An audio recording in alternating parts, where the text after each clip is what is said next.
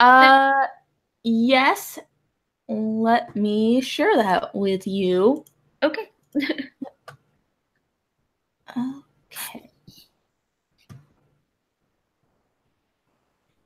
I always really appreciate that the first few minutes of live streams are just the people setting up. Mm-hmm. That's one of my favorite things about every live stream I've ever watched. Oh yeah, it's so great. It's just like, is this working? Who knows? Like, I don't know what's going on. No one knows what's going on, Yeah. including the viewer. It's great. I just DM'd you on Twitter because that's still open for me. Okay. Let me see. Oh, got it. It appears it's still working. And oh, Right. It's Matt like loading. and Callie are saying hi. Who are saying hi? Matt Polka and Callie Rambles. Hi, Matt. Hi, Callie. Nice to see you all. Yeah, I don't know Callie, but I know Matt. Hi, Callie. Nice to meet you. Yep. Hi, Matt. You're old news now. All right. Well, thank you, people who have decided to join me for this, to just hang out for like an hour or so, because I convinced 400 people that I am worth their time and attention, and man, is that weird.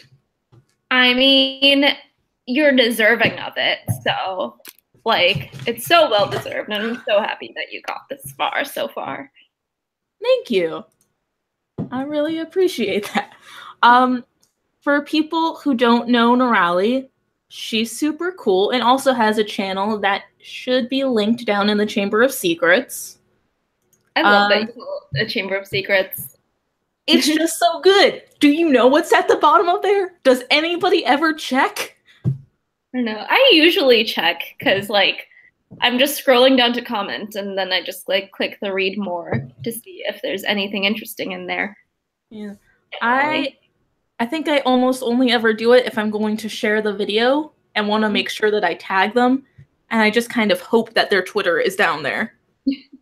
Yeah, I think I link everything properly, but like in the actual description, it shows as like half of the URL and then an ellipses. So I don't know if it's just like half of the URL or if it's like the actual link sometimes. I don't know. Who knows? Who actually knows?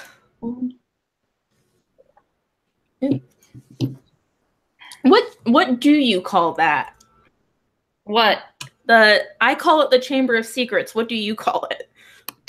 I think I just call it the description, or I say there's a link down below instead of like calling it anything, which is very boring. That's okay. Yeah, I'm a boring person, so. No, you've taught us so much about Jainism. I've learned a lot about Jainism from you, actually.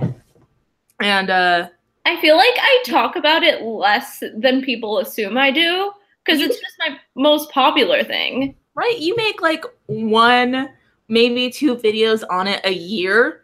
Yeah. But they're just so interesting.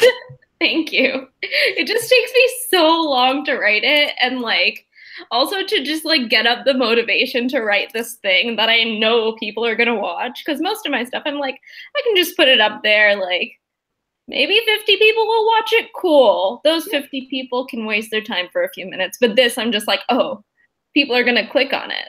And I'm just like, oh yeah. So the thing that I like about what you make is that they're all, it's either something like that that's very like scripted and like you make sure that everything is accurate because you don't want to like tell people lies, or there are these really beautiful like artsy videos that are very thoughtful. Thank you. Continue to sing my praises. It's very nice. And then like when you have a B-roll, it's like this gorgeous thing, and I don't even pay attention to what you're saying, so I have to watch your video again. Thank you. Yeah. That's nice, because I feel like my B-roll, like sometimes I feel very lazy about it.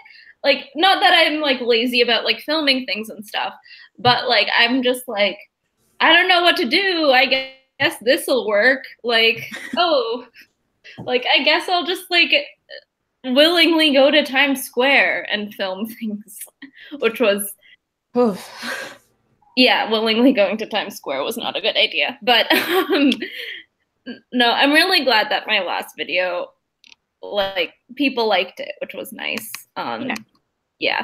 But yeah, I also love your videos. I feel like this is like your celebration stream. We should talk about how wonderful you are, because you are wonderful. I don't watch enough of them, and that's only because you upload so much more than I do.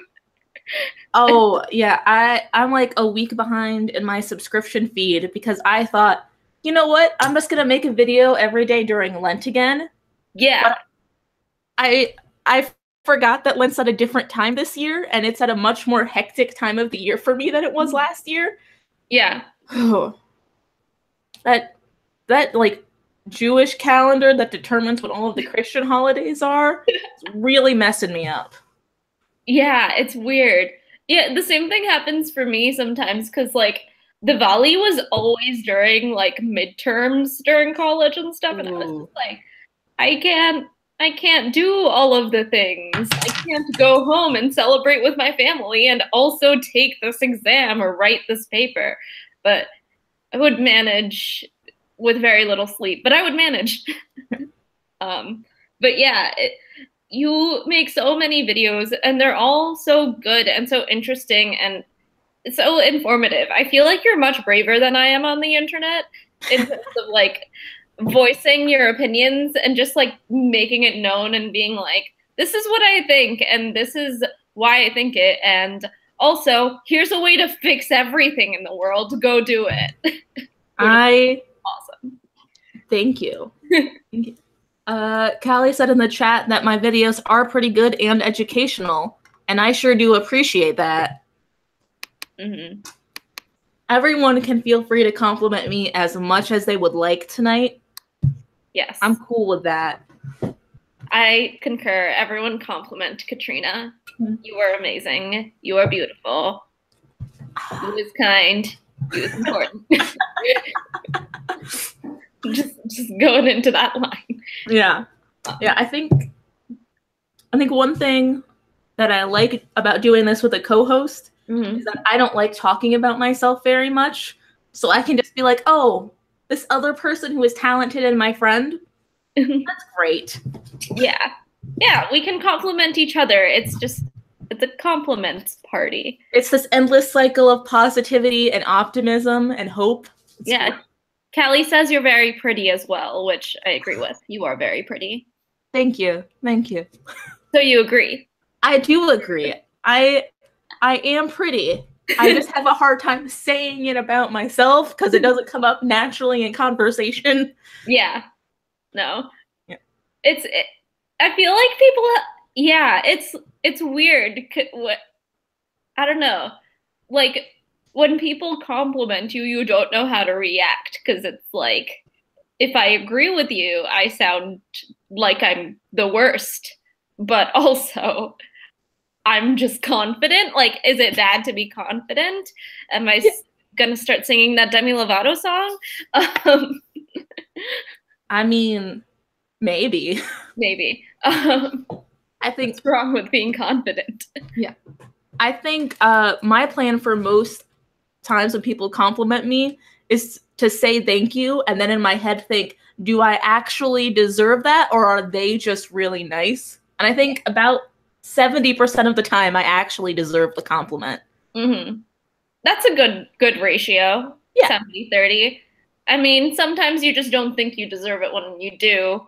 But like, yeah, so if you feel like you don't deserve it, that 30%, it's probably actually 15%. But to be humble, like, it's good because you're like still humble, even though you still believe 70% of the good things.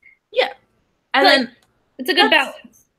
That is nice because I think a lot of the compliments that I've gotten, I have actually earned, or it's been like, that shirt you're wearing right now, you picked a good shirt, and I'm like, oh great. It's a hand-me-down. I had nothing to do with this, but thank you. Same.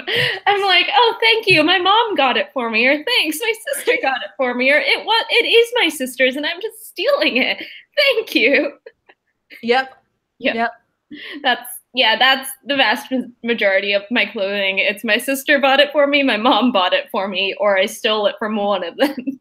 That sounds about right. I just finished packing up all of the clothes that were at my mom's house since I moved out to live with my husband, which sounded like a great idea. Yeah.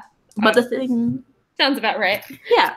It seemed like a great plan. And the only problem is that I feel like I wouldn't live with my future spouse, but you do you. Yeah. Yeah. The problem that I'm finding right now is that I have 5 older sisters and I have a lot of clothes because I have 5 older sisters. Yeah. Are you guys like similar sizes too? Oh, yeah. Like some of them are taller than me, but we're just like, oh, I'll just roll up those pants. It'll be fine. Yeah. And it's never fine. I have way too many clothes. Yeah, my sister and I, between the two of us, have filled 3 closets, or like, and also one of them, and then we have like another one at like back home because like we live in the city together, but also like we have the house, like my parents' house, and they have multiple closets full of clothes as well, and we're just like, we've accumulated so many clothes over the years, but we just haven't like changed size drastically, and we're also similar sizes, so it just makes sense to keep everything. Yes. Yeah. The day that I stopped growing is the day that I stopped going through my clothes. So I threw out a very, very stained old tie-dye t-shirt that is mostly brown because I didn't know how to do tie-dye. And I've had it since I was about 10. Yeah. Because I stopped growing early. Yeah. No, me too. I stopped growing pretty early. And yeah, I have a pair of jeans that I've had since like the 8th grade. And like, they don't fit me that well anymore, but I'm like, I'm still the same height. I can still like fiddle and like squeeze myself into them and it's fine. Yeah. So why throw them out? Everything is still perfectly good. Although my mom has a habit of like weeding out things. She's stopped recently because we yelled at her, and also the rest of us are hoarders. But my mom just like, she enjoys throwing things out, and I don't understand it. Or at least like getting rid of things and like donating it or something. But even when I like want to donate something, I'm like, but do I really want to get rid of this shirt that I wore on this day the last time? Right. An unimportant day, but it was also very important. I come up with excuses for everything. Let's see. Checking the chat now. Rose is here. Hi, Rose. Matt says maybe there's a lot to learn about being vulnerable from being able to accept and thank people for compliments. Yeah. Which is a great vulnerable thing to accept compliments, I think, because they're just like, it's accepting what someone else feels about you, which is awkward, but also a good thing to do. And there's also a line that if you accept every compliment, you're also kind of vulnerable to accepting every amount of criticism, no matter how damaging or irrelevant it is. Yeah, I think, like when people compliment me on my work, I think I feel even more vulnerable when it's just me, like, who can get the credit for something, because it's just mine. It's something I created. It's something only I had control over. And then when someone compliments me on it, I'm just like, like it's far more vulnerable than like someone complimenting me on my top that day that my sister bought for me, which is weird. Yeah, there's this weirdly like personal thing about other people's opinions on you. And I get pulled into thinking that other people's opinions matter, like maybe more than they do. But then I like read the spam filter for my YouTube channel. I was like, oh, actually, they don't matter That's fine. That's so smart. I should look at my spam filter again, but yeah, for the most part, lately my comment section has been okay. Yeah, it's nice.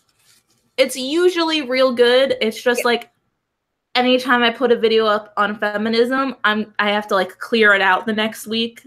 Mm-hmm. Yeah. Ooh. I recently deleted a comment from one of my videos. I think it was just the like Jainism basics video that was like, Jainism isn't real. You are spreading propaganda and being evil. And I was like, okay, delete. But like that's kind of as bad as it's gotten. Like people just like claiming I'm a terrible person because I believe in a thing that they don't believe in. But I don't know. Yeah.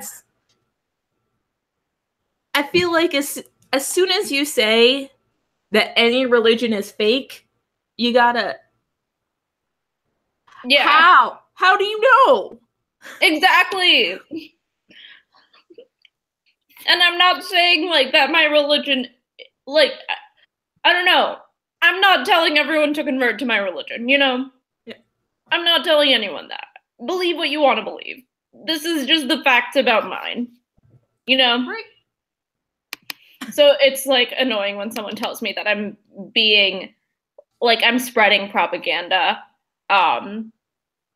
That's really annoying. But yeah, I like, it's like weird because like I don't take that criticism seriously, but also it's still on my mind. Yeah. Which like makes me think, oh, I'm thinking way too hard about this criticism. You know? Yeah. Like I'm taking way too seriously what someone else thinks of me or my work. Yeah, I can see that. And it really does help you like detach yourself from your work in ways to like get criticism that makes no sense at all. Mm-hmm. I recently got a comment from someone whose username is mansplainer, and I didn't read the comment. I just laughed for a solid 5 minutes. That's amazing. They were so self-aware. Yeah.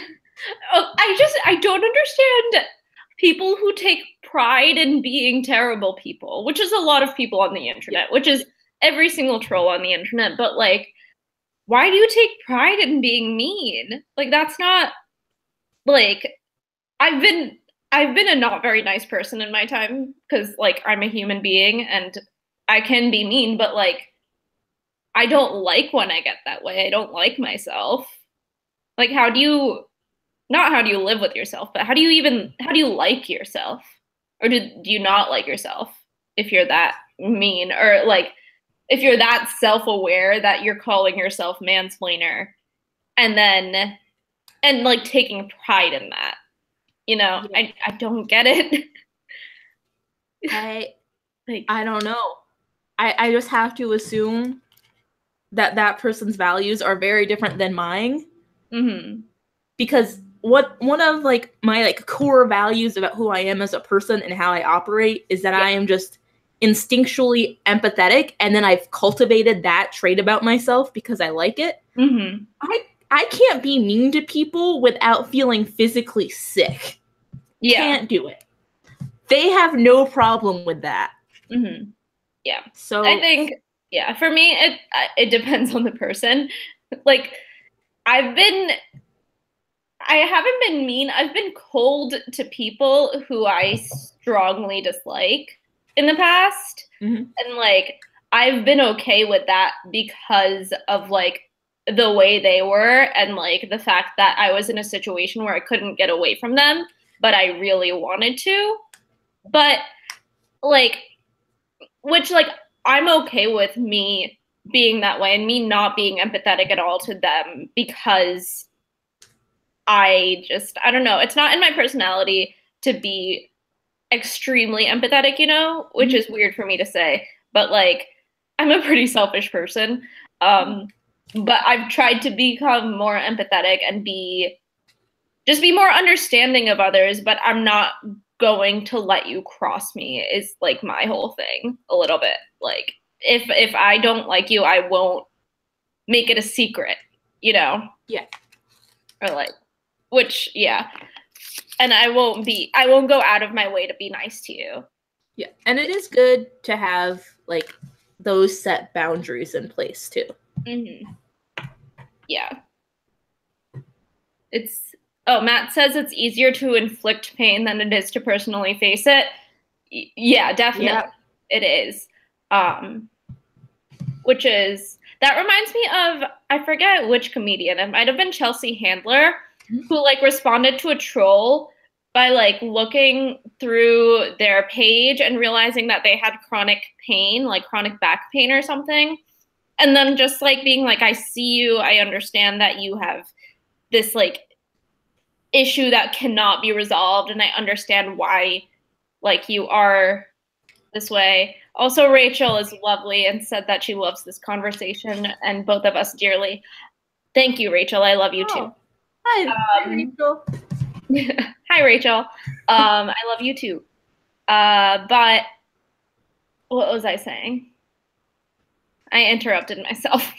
You're talking about the comedian who found someone with chronic pain, and so they understand. Yeah, no, so this person was like trolling the comedian's account or like being very mean about their political views or something. And then the comedian like went to their account and saw that they were like in deep pain and was just like, I see you, I understand you. And then like the troll was just really nice and was like, it's really nice to be seen in that way. So like part of me is just like, should I be more like that and be more empathetic? And then I'm like, I'm not good enough of a person for that. And like not everyone has the mental energy to do that for everyone. So yeah, I want to find that story about the comedian though. I'm pretty sure it was Chelsea Handler. Cool. Yeah. I do have definitely a limit on the empathy that I'm willing to extend other people. It generally is limited to, have you done something mean to like me or someone else that I care about? Because with me, there's a certain level of which I can take it, and then I can be empathetic with them enough to try to disarm what they're saying. But I have friends with much softer skin than me, and I have like children in my life, and I will definitely step up to the plate if it means defending them. Yeah. That's obvious. Yeah, it's like you have to go to bat for your friends, which is awesome. And everyone. Yeah. Matt says it's like projection is easier than empathy. Like it took more effort for the comedian to see than for the troll to just be mean. Yeah, definitely. Yeah. And then, let's see, Callie just posted, I've read many things where they say if you're empathetic to those who disagree, you can sway them to your side better. But if you can't handle that, that's understandable.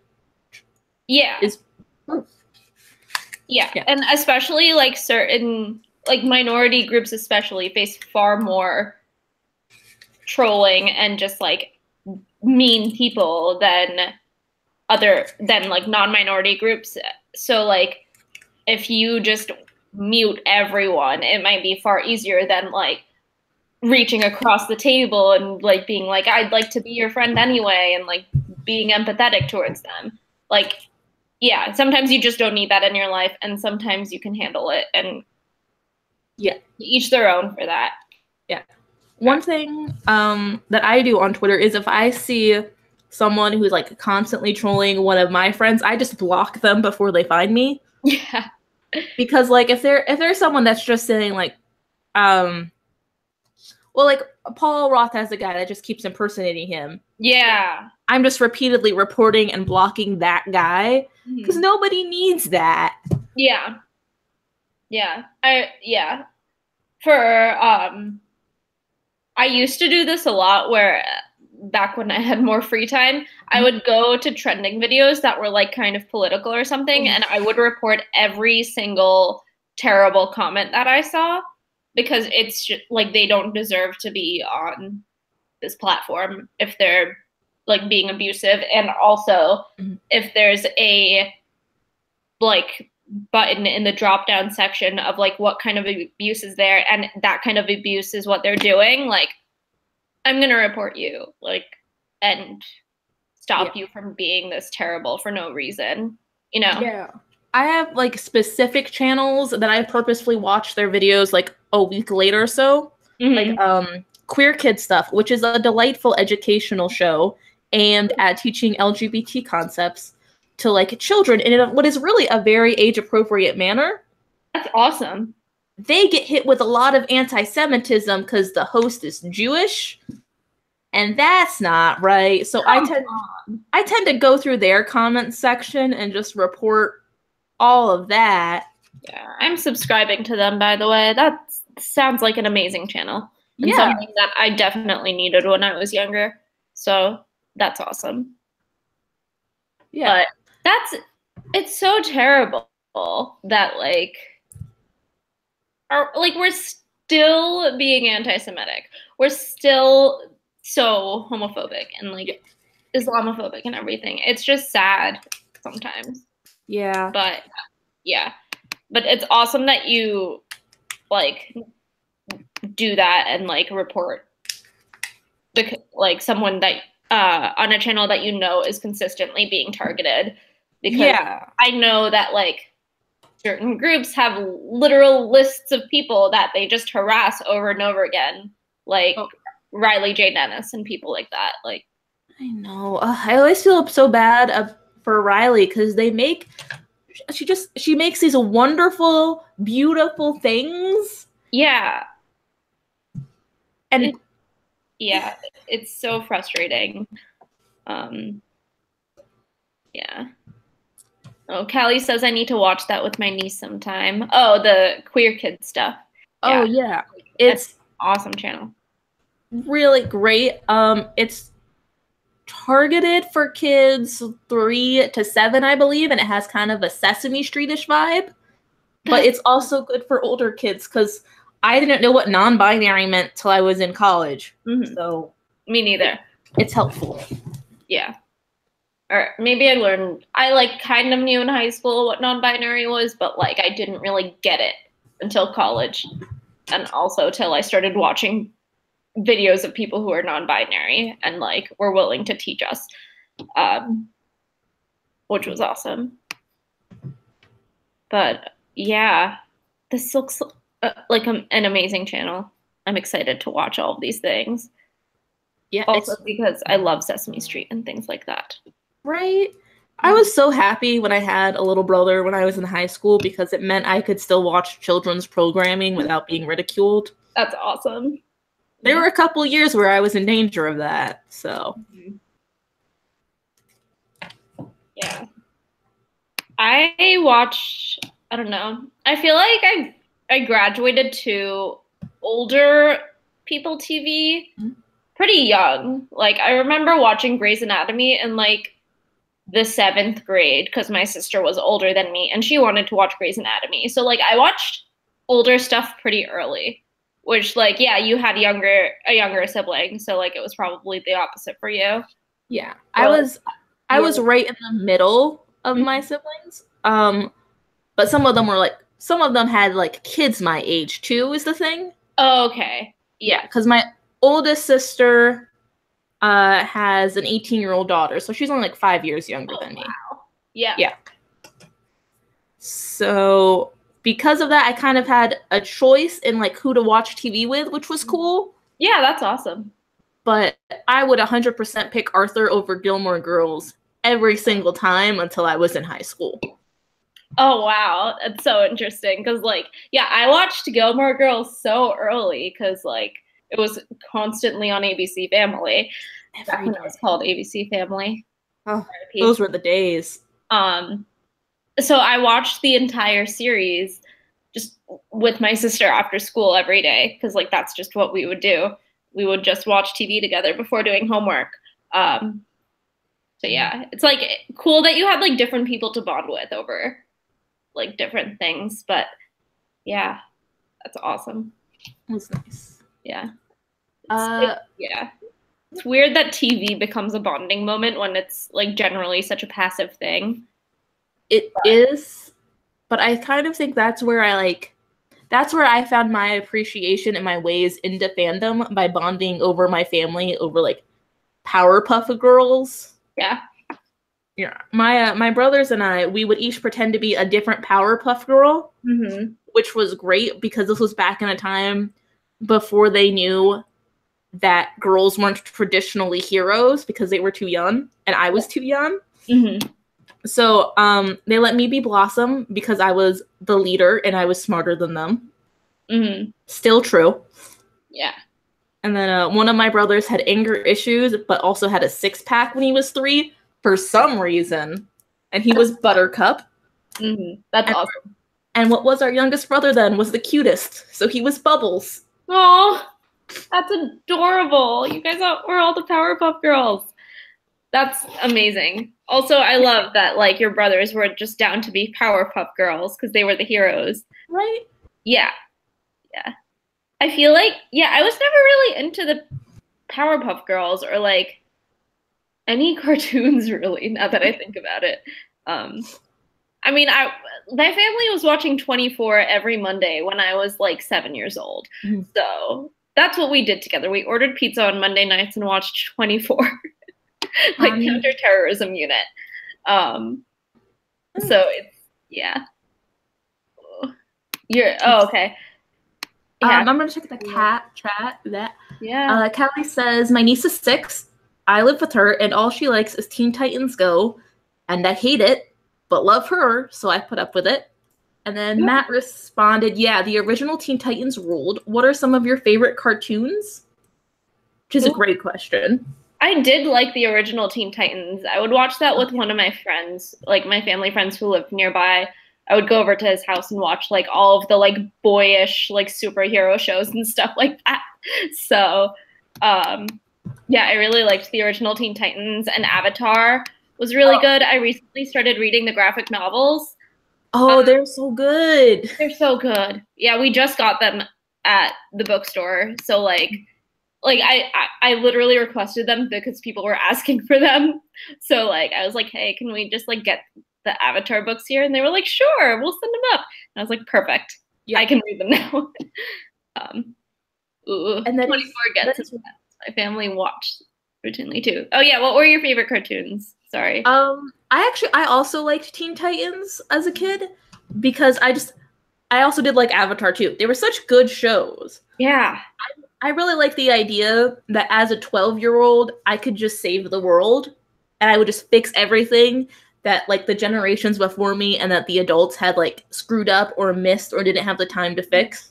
I mean, that was also the appeal of Harry Potter. That's the appeal of everything we grew up with. Let's be honest.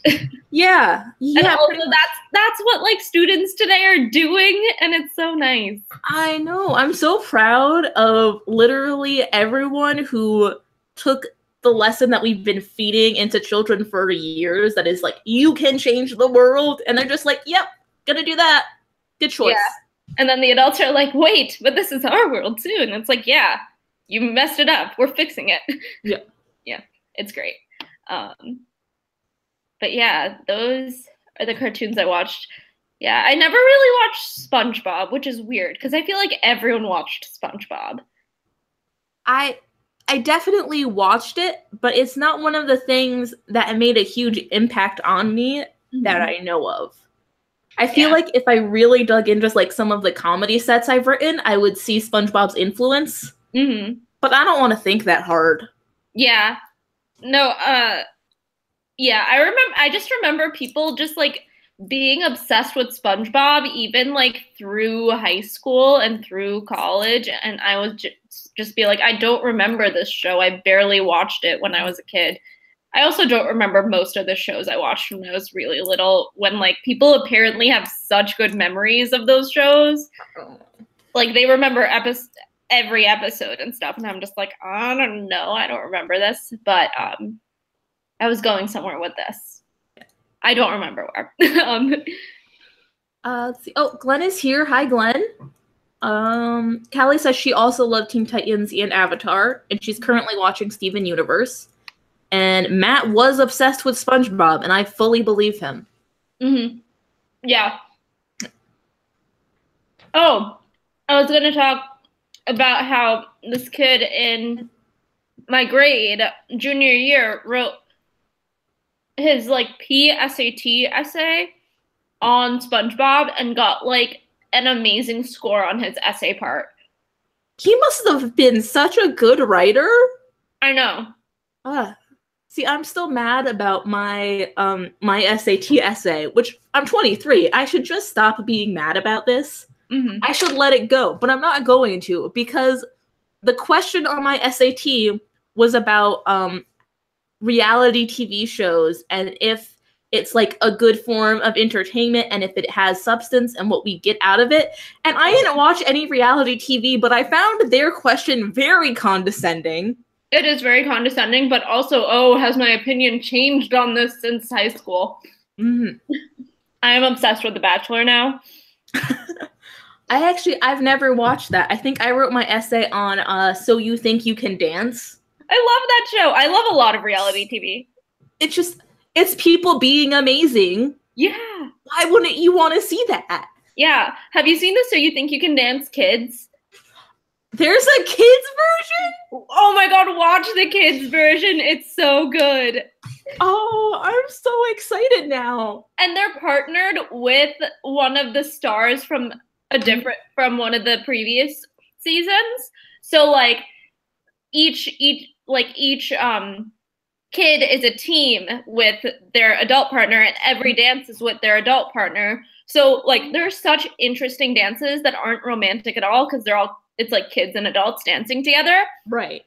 And it's just so interesting, and it's just so refreshing not to see romance in dance with like partnered stuff. So it was just amazing. And there's this one kid, JT. He is the cutest person ever, and he was the youngest on the show, and he made the top 3. I'm Googling this kid. He is so cute. His audition, he had like a bow tie and suspenders. Oh, he's so adorable. Mm-hmm. Oh, and I love the idea of pairing them up with an adult, because they're setting them up with a mentor that they can probably rely on for a long time. Exactly. And like, yeah, the like best part about JT was his connection with I think he was paired with Robert. And like their connection, like Robert was like, I just feel like a father to him, and it was just so sweet and like the nicest thing ever. And like, yeah, one of the other girls, Tate, was pretty much pre-professional in ballet. Like she like attended like ballet boarding school her entire life and stuff. And like she was an incredible dancer, and she was like 14 or so. And like Kida, who, spoiler alert, he won, is this amazing hip hop dancer who like afterwards like toured with Usher and stuff. So it's just like so cool. Yeah. Wow. You should watch the routines, if not the show. Yeah, I probably will. Yeah. They sound real good. Yeah. Yeah. I like, now that I think about it, in high school also, I like watched a lot of reality TV. I just didn't watch like I just remember the Jersey Shore being such a thing, and I was so against shows like the Jersey Shore. I would be like, I watch Project Runway, I'm better than you. And like, I watch Top Chef, I'm better than you, because I'm watching like people be excellent instead of like the worst of humanity. But you know what? Snooki clearly had something going for her, because she's still successful. Yeah. I mean, I remember a few months ago, I remember one of the people from Jersey Shore on Twitter said something to President Trump about climate change. And you know what I did? I asked my math teacher what he thought about it. I looked up my old 9th grade math teacher on Facebook. Yeah. It took quite a few people to get to his Facebook and contact him. Because we're not friends. Mm-hmm. And you know what he said? He said, these are very strange times we're living in. I hope you are happy and having a nice life. Aww. I just went to Facebook. I want to see this. Yeah. I'm going to your Facebook and trying to find this. Yeah, I didn't publish the reply, but I definitely published like looking for him. A couple people messaged me about it. And then one of my friends' mothers teaches his children's preschool. And that's how I got it. That's amazing. Oh, yeah. Yeah, I think, yeah, I'm friends with one of my high school teachers on Facebook, and he was like pretty much my best friend because like I was on the tennis team and he was my tennis coach. I like was an English major in college and he was an English teacher, and also I was like in the GSA and then like vice president of the GSA, and he was like the supervisor for that, so he was like my best friend. But like that's the only person I'm friends with on Facebook like that, like one of my teachers. Yeah. Yeah. I think that's the same for me. I'm friends with only one of my like high school teachers, and he taught me German and AP European history. So I had him all through high school. Oh, wow. And then he was also one of the advisors for the soccer club, which I helped found because our school had a soccer team, and it is the only sport I don't suck at. Oh, wow. That's awesome. Yeah. And then he was also head of the gaming club, and I was voted Prime Minister of Nerds my senior year, which was very important to me. That's amazing. I wish I were Prime Minister of Nerds. Yeah. The appointment was only for 1 year, and I didn't get to run for re-election because I graduated and don't go there anymore. But I think I still had a good chance. Yeah.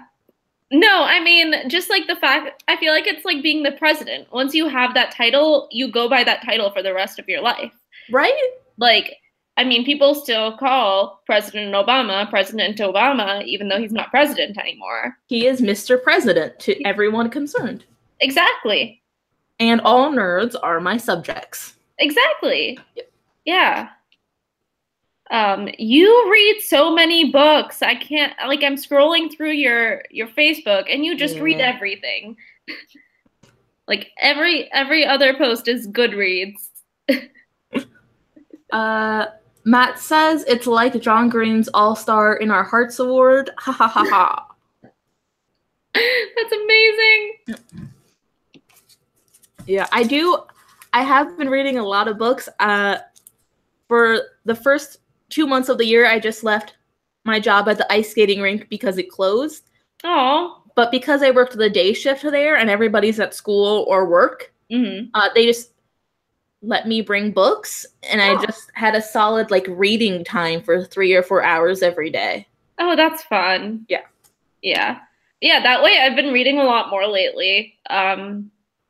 Because, well, I work at a bookstore and we're allowed to take books home from the store without purchasing them and then just bring them back when we're done. That's awesome. Which is nice. But also, like, just like during downtimes, we can read picture books or graphic novels and stuff, which is a lot of fun. And I'm finding that I appreciate graphic novels so much more than I used to. I used to really dislike the idea of graphic novels because I was like, I don't want to read books with pictures. I read real books. I was very stuck up as a kid. Yeah. But I feel like I loved superheroes and comic books so much that they were some of the things that I like snuck into my house because my parents disapproved of them because they were below my reading level. Oh, do you know how many parents come into the bookstore and are like, I only need things that are like at her reading level or better. And I'm just like, let your kid read what they want. Like, it doesn't matter. They're reading for fun. Let them read for fun.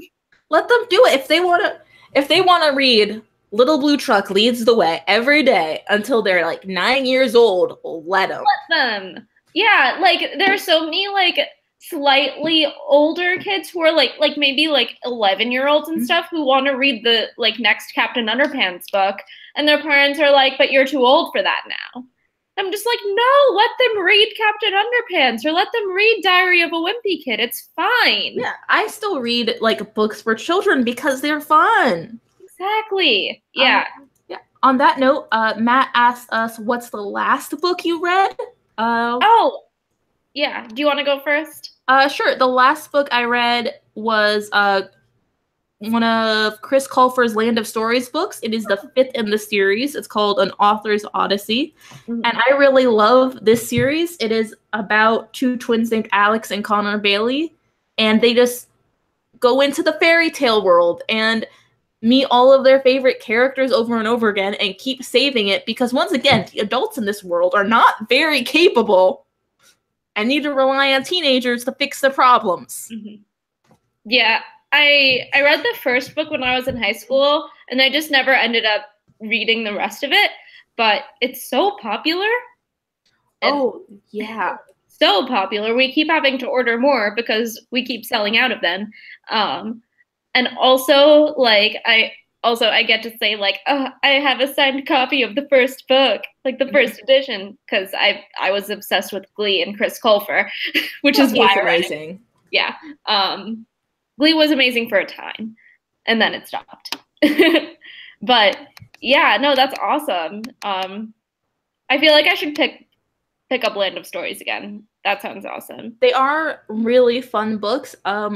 While I'm reading that, I'm also reading a nonfiction book, Bi Notes on a Bisexual Revolution. Nice.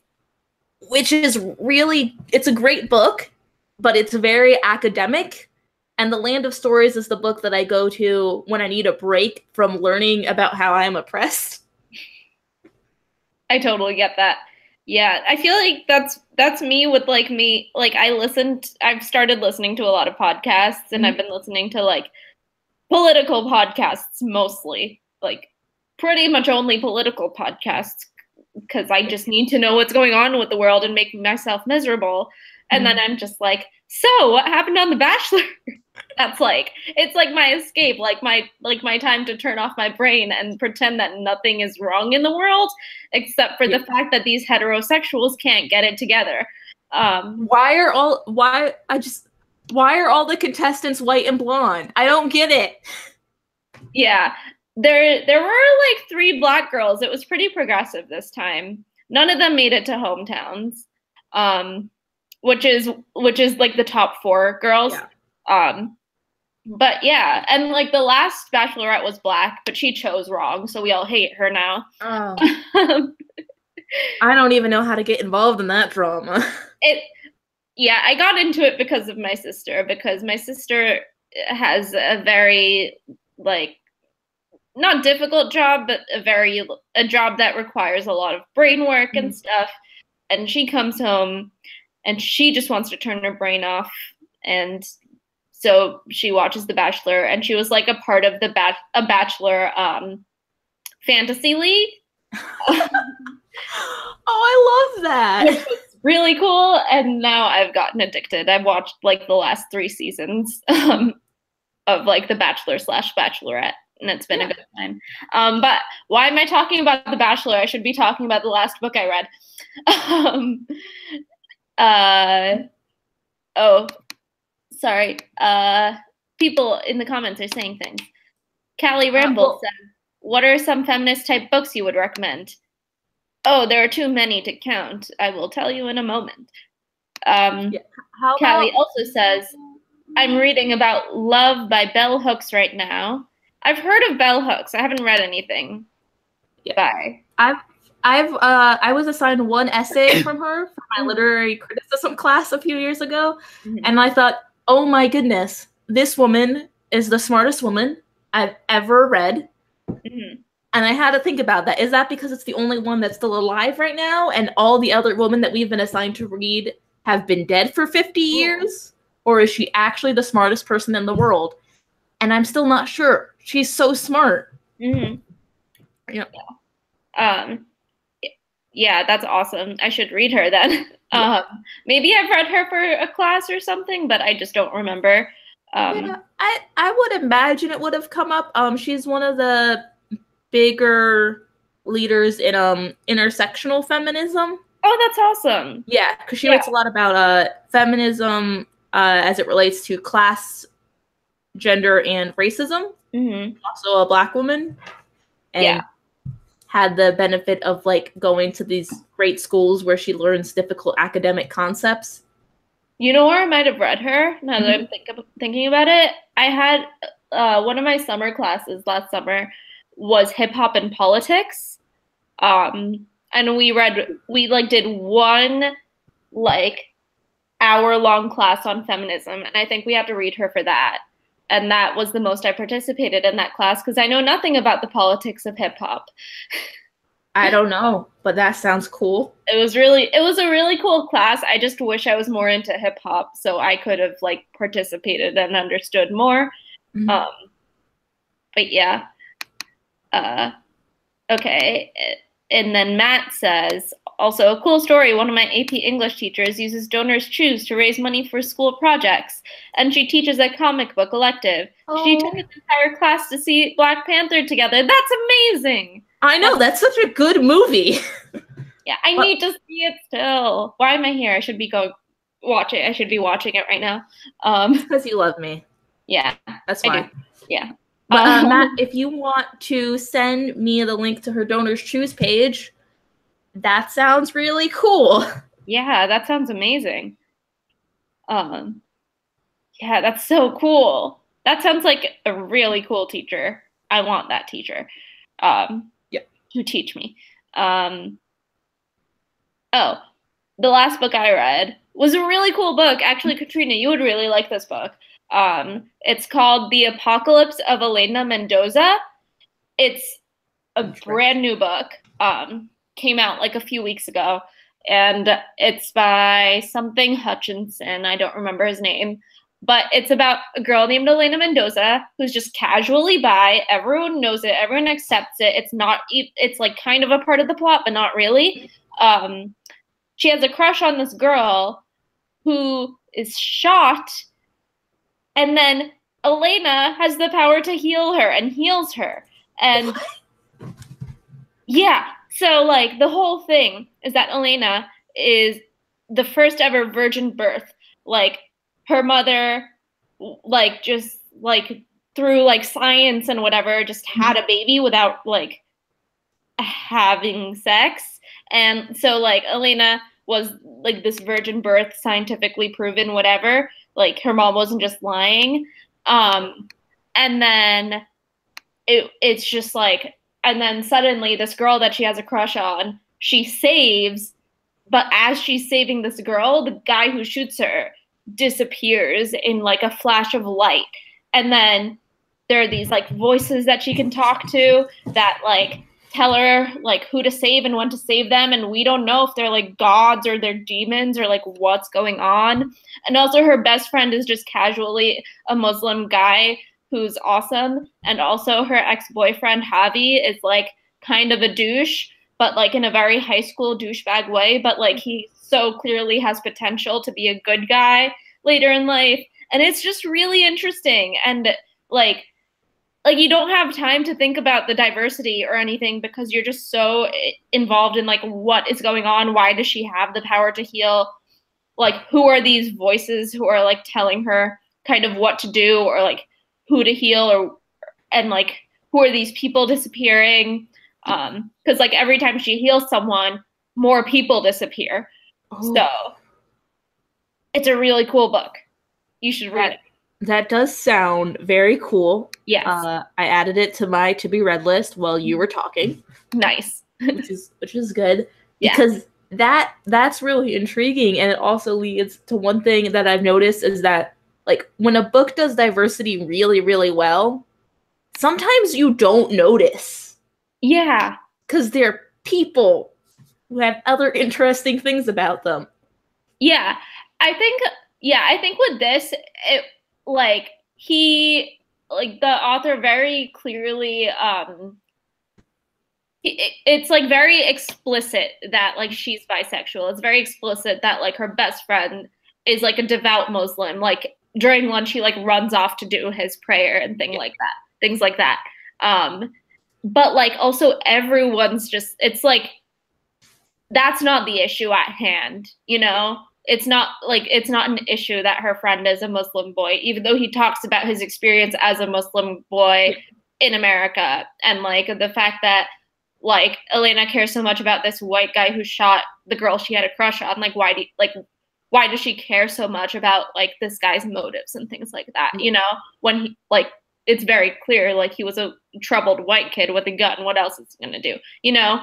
Yeah. Like that's like they talk about their own experiences because they're people, not because they're like being forced to be diverse. Yeah. Which is interesting. Yeah. And it's done pretty well.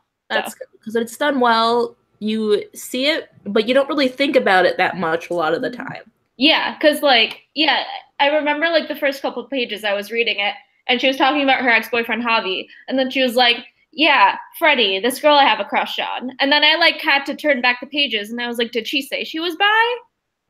I guess not. I guess she's bi. Cool. Okay, moving on, because there's more stuff to think about.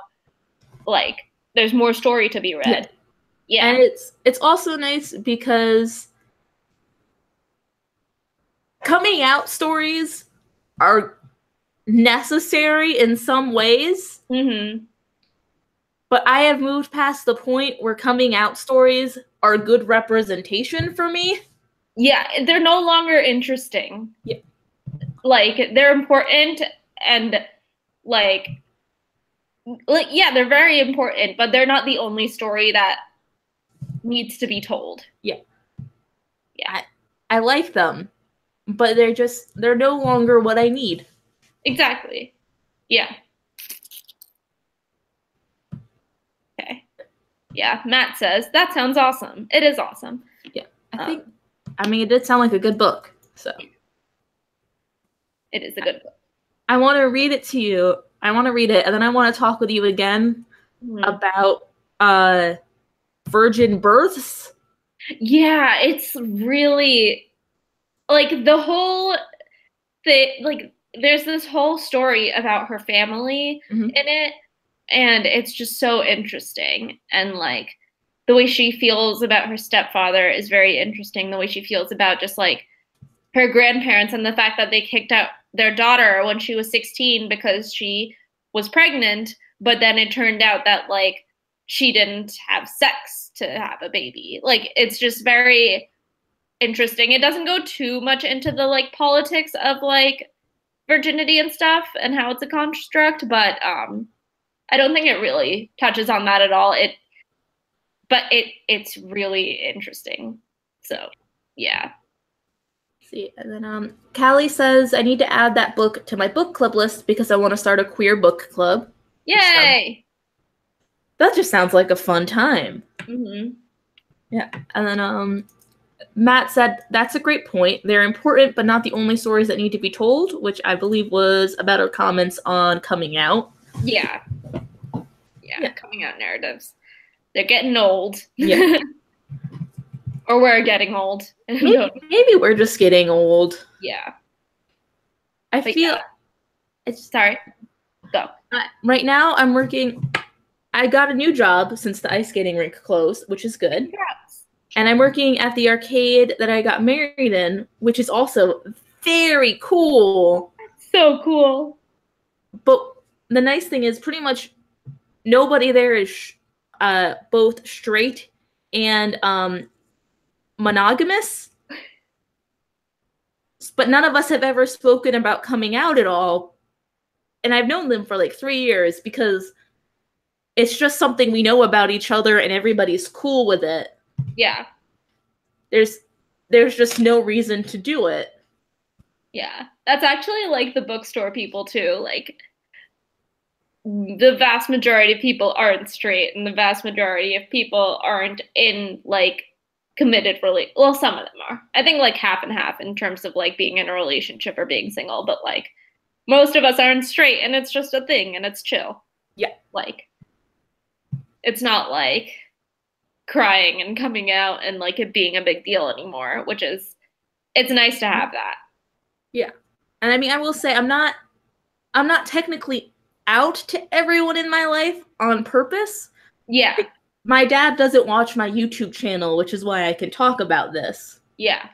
And that's like a good thing for me. Mm-hmm. But I'm glad that I don't need to come out to people anymore, too. Yeah. Yeah. I get that. Yeah, I think both of us have like similar backgrounds in terms of having more conservative family members that like you would never show certain parts of your life to. But Yeah. yeah, that's fun. Let's talk about something else. Let's see. Callie says you got married in an arcade, a queer arcade. I did. It was awesome. Yeah. Callie, I believe you mentioned that you lived around the Pittsburgh area to me before. So if you're ever in town, I will totally get you in there. They make excellent milkshakes too. Cool. Yeah. I want to go there. I I like know milkshakes. if you're ever in town. Mm-hmm. How far is Pittsburgh from New York? Let's Google this. It's a bit of a ride. There is a direct megabus, so that's nice. Oh, that's nice. That's convenient. I prefer transportation where I don't have to deal with anything. So a megabus sounds nice. Yeah, Pittsburgh, Pennsylvania. Yeah, that's how Victor went to New York last fall for Comic-Con. Oh yeah, yeah. I remember him. Yeah, being which around. I might try to do that this year. Go with him. Ooh, do it. Come here. He brought home so many free books. It was great. Mm-hmm. I gotta get in on this, and then we can bring home double the amount of books. Wow, that's awesome. You should do that. That sounds like a lot of fun. Yeah, I feel like I'm not into the Comic-Con stuff. Like, I don't know. I'm just not a big enough fan of anything to justify going to Comic-Con, even though it's so close to me and I should go, you know? I mean, the tickets still cost money. The only reason he went was because he got in on a press pass. So. Oh, that's awesome. Yeah. So Google Maps is saying that I'd have to take 2 Greyhounds and it would take about 8 hours to get to Pittsburgh. I don't think that's accurate, though. Yeah. If I took a megabus. Oh, okay. Yeah, Google Maps is telling me if I just drove, it would take me 6 hours and 13 minutes. That sounds about right. Yeah. Okay. I don't like driving, but maybe over the summer I can come and I can stop at Hershey and like go to Hershey Park for a little bit because I've never been there. Eat some chocolate and then come to Pittsburgh. That's and a real milkshake. What? Hershey is a real fun place, so you should go there. Yeah. Also, the chocolate that's in Hershey tastes better than the Hershey chocolate anywhere else because it's still fresh. Oh, I'm sure. Yeah. That sounds awesome. It's a real nice experience. Yeah. Did you like go there often at all, or like? I have been there 3 times in my life. Oh, okay. Once as a kid on a vacation. Mm-hmm. And then once with my Girl Scout troop, and then once on a marching band trip. Oh, fun. So, like, it's around. It's just, I hate driving and, like, organizing transportation for things, so I'm probably not going to go anytime soon. It's, like, far enough away that it's just, like, a solid no. Yeah. If there's a better option to do something else. Yeah. Yeah, my family used to go to Six Flags in New Jersey a lot because my aunt lived near there, and my cousins did. Mm-hmm. So, like, I think we had season passes for a few years, and then since my cousins were all older than me, they got too old for Six Flags because it was all the same rides every time, and like that was about like I think it was just a year after I had hit the height limit. Ooh. So, like, I got a year of all the rides and stuff and, like, going a lot to Six Flags, and then it kind of just petered out. But, yeah, it was a good time. And I went to Six Flags a few years ago last, and I just got a headache because all of the rides were so jerky and old. So I was like, this is not the same. This is not fun anymore. I understand now. Yeah, that's a weird feeling when you go to places that you went to as a child. Mm-hmm. I'm still trying to figure out how to do that because I feel like I grew up in the town that Matt currently lives in. Oh. Binghamton, New York, which he said online, so I think it's okay that I say that. Sorry if it's not, Matt. Mm-hmm. But I very distinctly remember that the park across the street from where I lived had a carousel. Oh. And I really hope that when I go back there and like visit my sisters who still live there or something, that carousel will still be fun and I will still want to ride it like 4 times in a row. That's so cool. That's nice. Yeah. But it might not be as good as I remembered. I'm real worried. Yeah, sometimes it's better just to like keep the nostalgia and like not actually go back there. Yeah. But sometimes it's worth it, I guess. Matt says everything seems so much smaller revisiting as an adult, and that the carousel is still there, which I'm sure it is. That's nice. Yeah. Yeah. It's like when I walk around the town I grew up in, my parents still live there, and we still are in the same house. But like that school, I walked to school every day, and it was a K-8 school, and I was there from kindergarten through 8th grade. And now I walk there, and I'm just like, it's so small. And they like expanded the school a little bit because so many people are there now. And I'm still like, it's so small. Like, how did my body fit into that tiny chair at one point? Yeah. Yeah. It's bizarre seeing like the size chairs for like 1st grade and stuff. And I used to think those were so big. Right? There was a time when my feet couldn't reach the floor in those chairs. Yeah. Ugh. Crazy. Wild. Oh, man. Good times. Yeah. Yeah. Oh, nostalgia. But it's fun to create memories as an adult too. Yeah. Adulting isn't all that bad. I'm really hoping that my less than famous audition video gets me into the panel because I really want a VidCon experience. Yeah. I mean, if Chris has any sway in who gets chosen for the panel, like I can just be like, "Hey, Chris. Hey, yeah. Chris." Hey, I mean, I've known him loosely for about 2 years, and let me tell you, I have complimented so many photos of his. Okay, he and Amanda are the cutest couple ever. Right? About that for a minute. No, they are adorable together. I love it that they're just so happy together and just constantly like talk about how wonderful they each other are. Yeah, it's just so cute. Like they're so affectionate in public about their relationship or like public social media, which I 100% would not be. But it's so cute. And like like they met at VidCon last year and like they're still going strong and it's really sweet. Yeah, that is really great.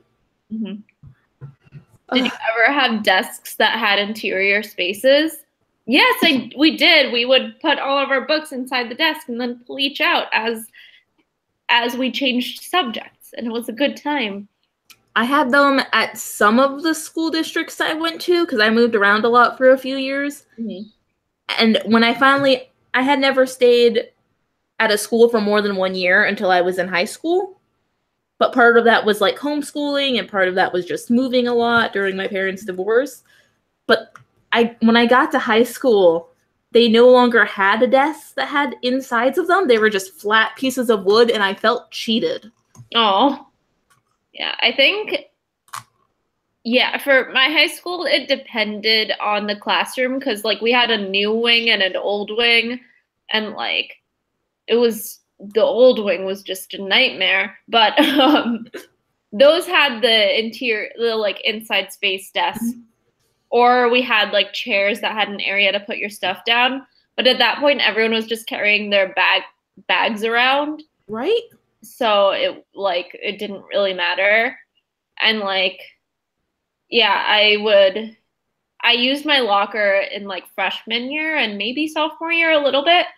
But that was mostly to just stuff my tennis bag in there until after school. But yeah, it was like lockers and everyone would just carry their bags around because it took too long to get to the locker in between classes because we just had 3 minutes to run like 100-yard dash. It felt like. Yeah. That's not good. I'm really glad I went to a really like small school. Like about 100 other people graduated with me. Mm-hmm. And it was for 7th through 12th graders, and they gave all like the bad lockers to the 7th graders, which I appreciated because I didn't go there for middle school. Mm-hmm. But the good thing about that was that you could always make it to your locker in time because the school was laid out in such a way that it was always accessible unless you were trying to be first to lunch, which I always was. Of course, everyone was. Yeah. Matt says, in 3rd grade, I tried to sell school supplies for dimes and quarters one time to other students. I had to give the money back, but my parents thought it was awesome and were proud of me. And then he says, I had a locker on the 4th floor in 9th grade. I carried everything too. Yeah. But that's awesome. Yeah, I remember I would make these bookmarks. Mm-hmm. Like, in 4th grade, we had kind of like a class economy thing that was like for fake money, but like you could save your fake money for prizes from the teacher. Nice. And like homework passes and things like that, which was really cool. So like, or like we had like these auctions and things, which was, it was a really interesting environment and very capitalistic. And I remember crying at one point because I didn't get the one thing I wanted. Again, I was a selfish brat when I was little. But yeah, I would make these bookmarks and sell them. And then this one other girl had different bookmarks that she wanted to sell. Mm-hmm. So we like created a partnership to like sell them together and things like that. But it kind of fell through because she didn't really want to make all of the bookmarks anymore. But yeah, what an interesting time it was. I mean, that's a good time to learn about like poor collaborators. Mm-hmm.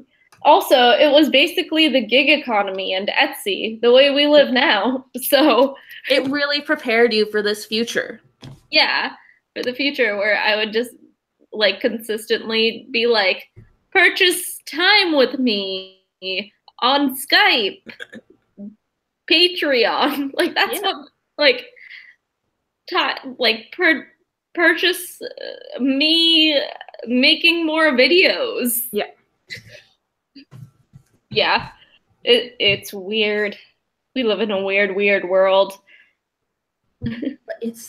I mean, on a certain level, it's nice that we have the ability to like make art for free and people can just give us money if they would like us to be able to continue to do that. Yeah. But also that falls apart really quickly because either you're not big enough to be making money to support yourself through this free art. Yeah. Which I'm assuming is true for both of us. Yep. Pretty sure that's accurate. I work at an independent bookstore. Yeah. I mean, we both have like day jobs. Yes. But even those day jobs aren't like necessarily bad. Yeah.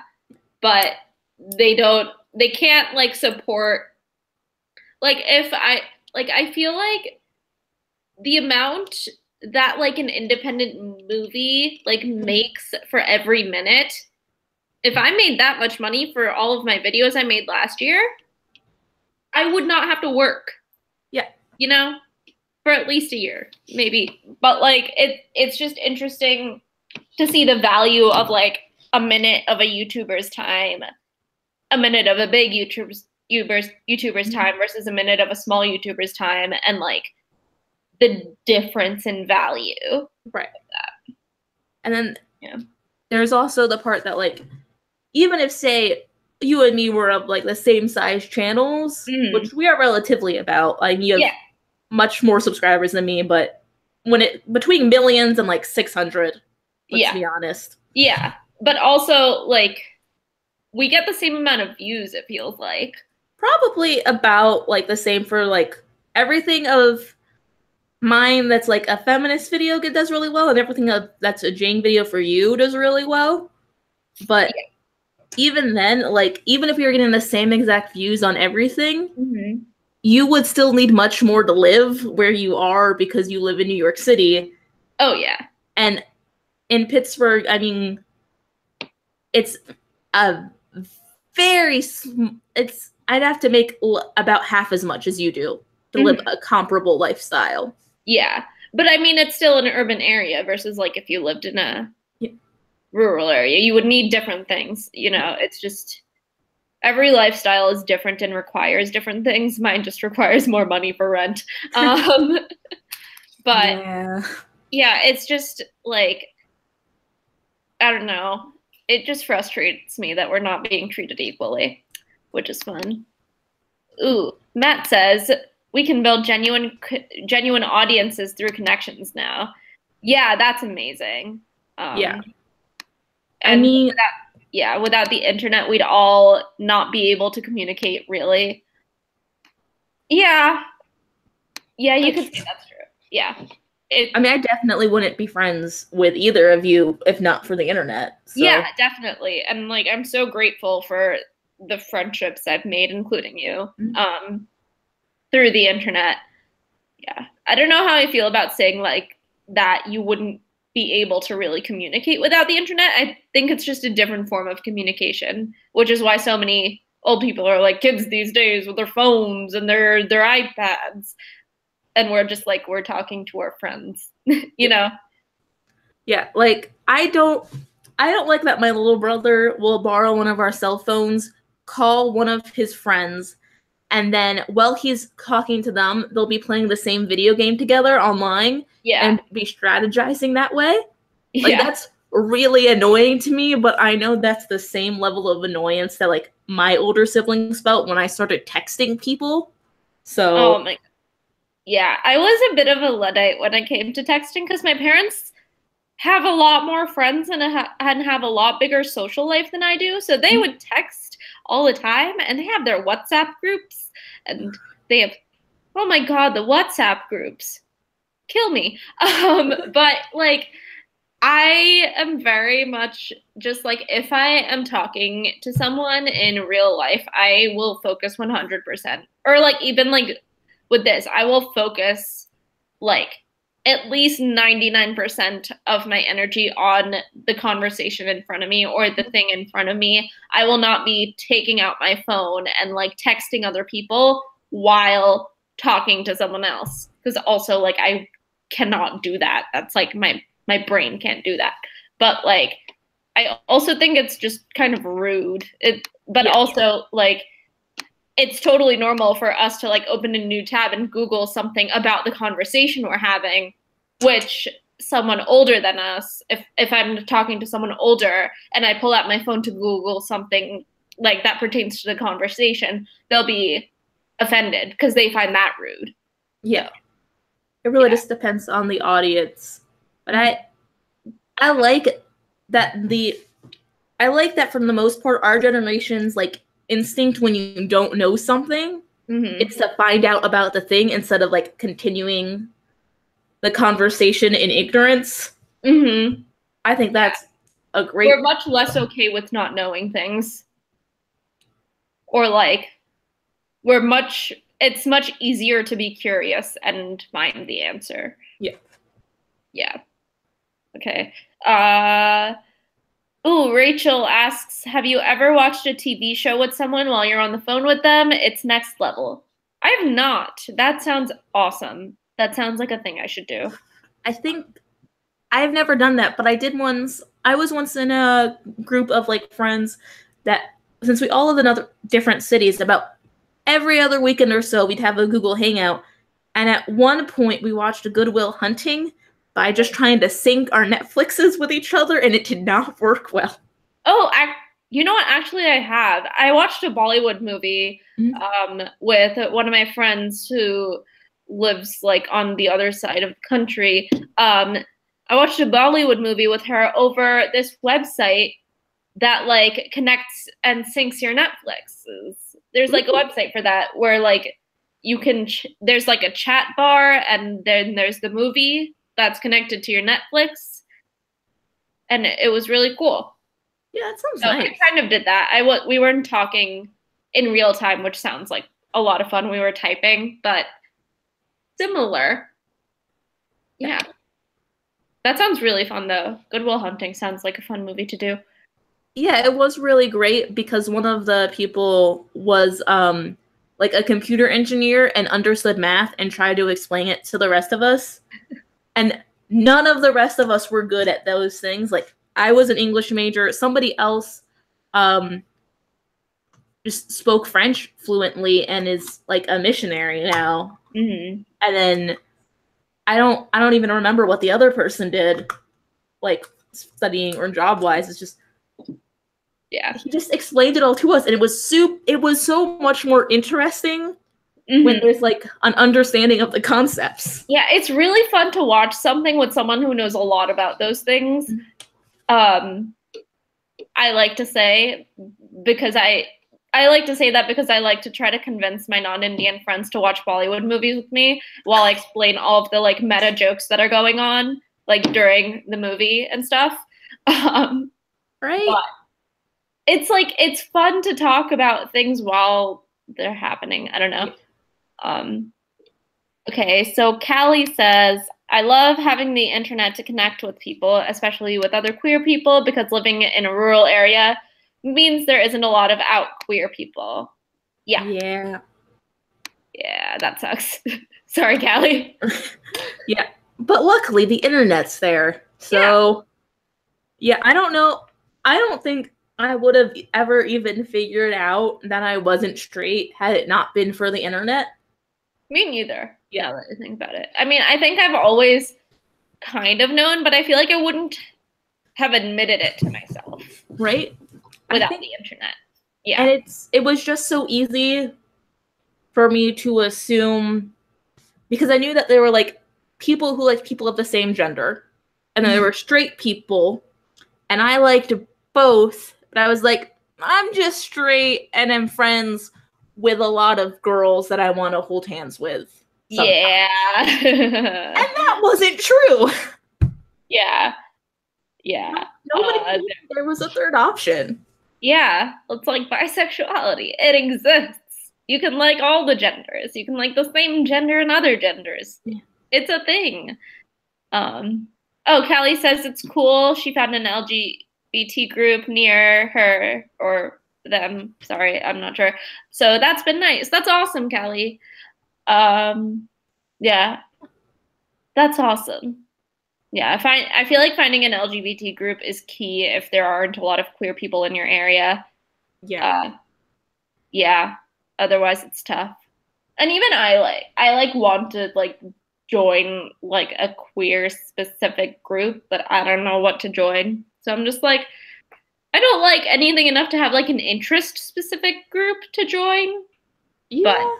there are things, yeah. And I have enough friends. I don't have the energy for that. Oh, your pronouns are they, them. Sorry about that. Yeah. Okay. Yeah. Maybe that's like the nice thing about both of us having like accepting jobs. Yeah. That we don't super need to reach out to other people Mm-hmm. and like find those communities, but that is also something that we've both benefited from by virtue of living in cities. Exactly. Yeah. Like, yeah, if I lived somewhere else, it would be a completely different situation. And I understand that. Yeah. So, yeah. Yeah. Anything else in the comments? Oh, they were talking about which app we were using. I'm not sure. It was a couple years ago. The friend I was talking about also became a missionary, and she's in Brazil right now doing mission stuff. So, yeah, all the religious friends. They're just around. Netflix, sync. Let's see. Callie says they're trying to find more queer stuff in Pittsburgh to do, and let me tell you about this arcade that I work at then.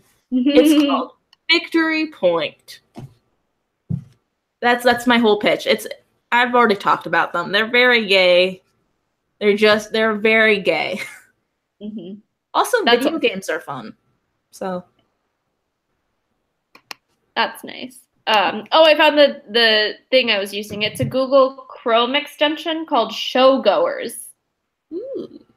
Yeah, where you can invite friends to watch any Netflix video with you, which is fun. Hi. Hello. How was your day? It was good. I'm on the. Are you streaming? Yes. Oh. Hello, everyone.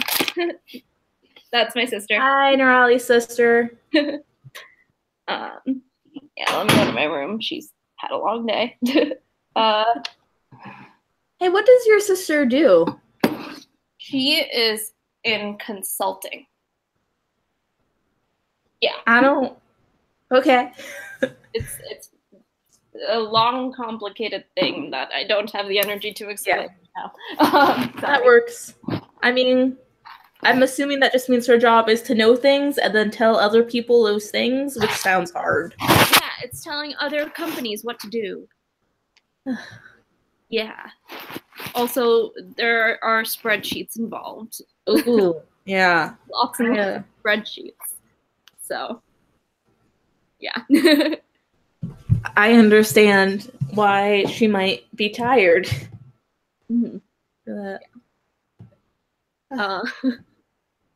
Yeah, it's a job that is good for her and she enjoys it. So that's good. Yeah, I'm happy for her. I don't get why she enjoys it in the slightest, but to each their own. It's nice to have like satisfying jobs where you feel like you're good at them and that give you something other than money. Definitely. Yeah. Yeah. Although it's nice to have money. Yeah. Yeah, that sounds nice too. Oh man. Oh. My tab with the stream is catching up to me. Traversing to my bedroom. Oh yeah. Doing the thing. It's always a little bit weird to me that there's a little bit of a delay on this. Mm-hmm. Because then when I go back to the chat, I have to think about what we were talking about maybe 10 seconds ago. Yeah, I feel like we've changed topics pretty quickly. Yeah. Which is fun. It is fun. I like that. And I think I'm gonna keep doing this for every milestone, and I'm just gonna keep inviting different people. Yeah, you should do that. Because there are so many people who make good things that are interesting and cool. Yeah. Well, thank you for inviting me. Yeah. Thank you for agreeing to do this. Yeah. No, it's been fun so far. Yeah. What else? Ooh. Whenever I go to my sort of spam, sort of fan fiction email account, it's just all Twitter notifications and spam and maybe one or two fan fiction alerts, which is the reason why I keep that account. So right. I'm just oh, that's kind of disappointing. I already saw my Twitter notifications. I don't need an email for that. But right, I gotta clear those out. Actually, yesterday I joined a thread on Black Panther that was from the Fan Activist Con, which I was not attending. Oh, but that's fun. It was just a really interesting conversation on Black Panther and what we can do because of it. And I'm not gonna spoil anything. But I'm thinking about getting involved in Girls Who Code and Black Girls Code as organizations. Ooh, that'll be fun. I don't know how to code, but I'll give them my money. Yeah. I don't know how to code either.